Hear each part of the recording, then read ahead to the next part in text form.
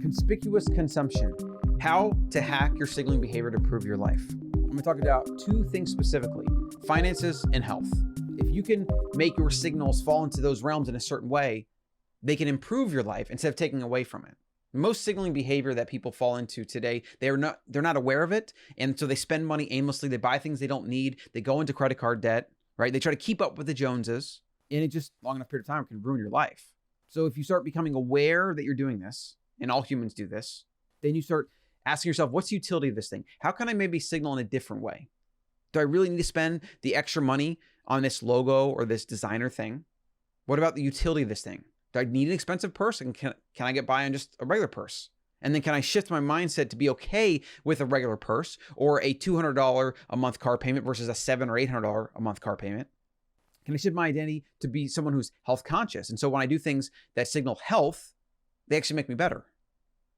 What about becoming a saver or an investor? Can I shift my identity to be someone that thinks about saving money, investing money, buying Bitcoin, not spending a lot on things to the point where eventually I cringe if I'm going to buy some designer crap I don't need or go into credit card debt?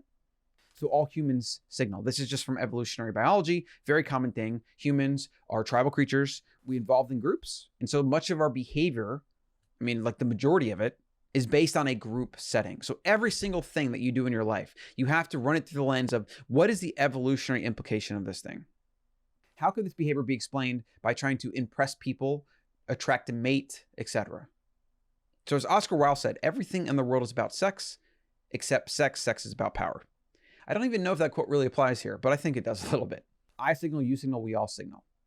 To what level we do that, how bad for us those signals are, to what extent we go to, and the signals themselves are the things that you want to analyze, because you can signal things in a way that makes you better.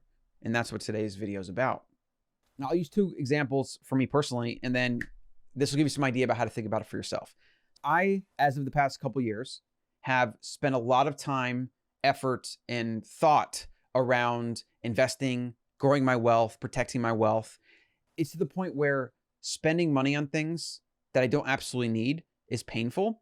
And buying something to impress someone else is crazy. Now, if I'm maybe hanging out with some friends or some girls or whatever, and like we've been shooting a lot lately, so I might buy some ammo here and there.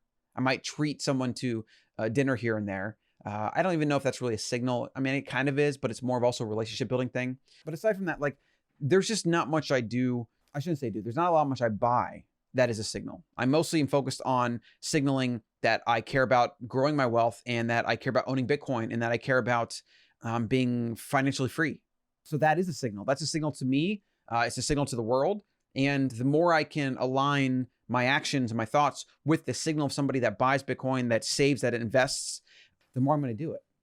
The less money I'm going to spend on pointless things. Everybody's on an evolution curve for this too. I spent a bunch of money in my 20s. I wasted a lot of money. I made money playing poker, and I blew a lot of it on stupid things. And then I learned the hard way. Most of us have to learn the hard way, unfortunately. So when it comes to finances, I would recommend everybody create that investor, saver, Bitcoin buyer identity, because that's going to make you more financially robust. And eventually, over enough time, you do that and you'll be financially free.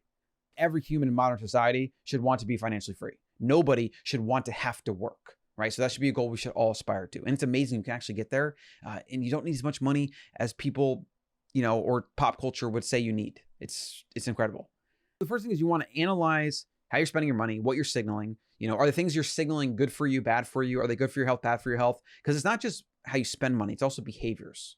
So are you doing destructive behaviors like getting drunk on the weekend and partying, and you put that all over social media or whatever?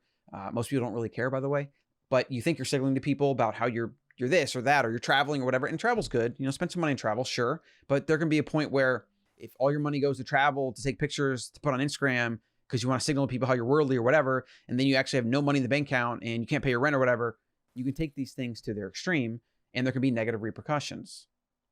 As it goes with everything in life, you want to find what Aristotle called is the golden mean. You want to find that middle perfect Goldilocks effect. We're going to signal. You're going to signal. A lot of it's subconscious. So step one is becoming conscious of it, shining a spotlight on it. That's when you can start analyzing it and finding alternatives and trying to take that behavior that maybe it's not beneficial and turning into a signal that is beneficial. Let's talk about health, for example.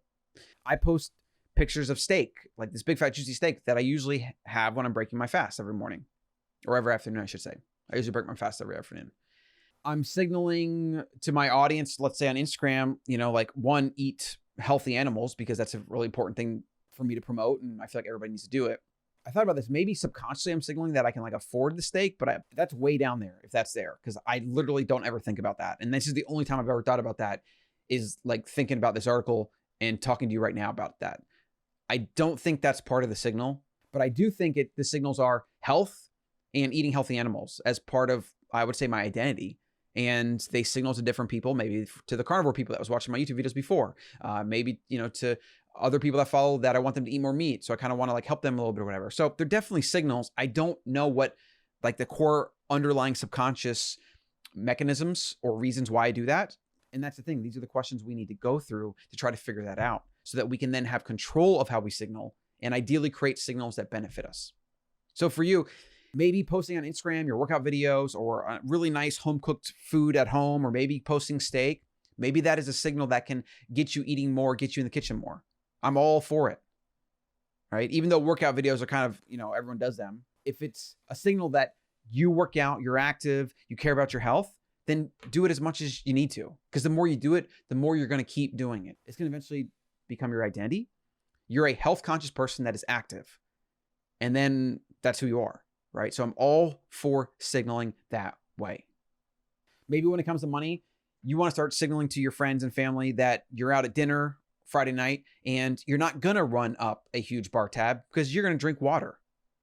And they're going to look at you like, what? You crazy? What? And then they're going to try to peer pressure you. So stick to your guns. Just shrug your shoulders and say, I don't want to go in credit card debt for this.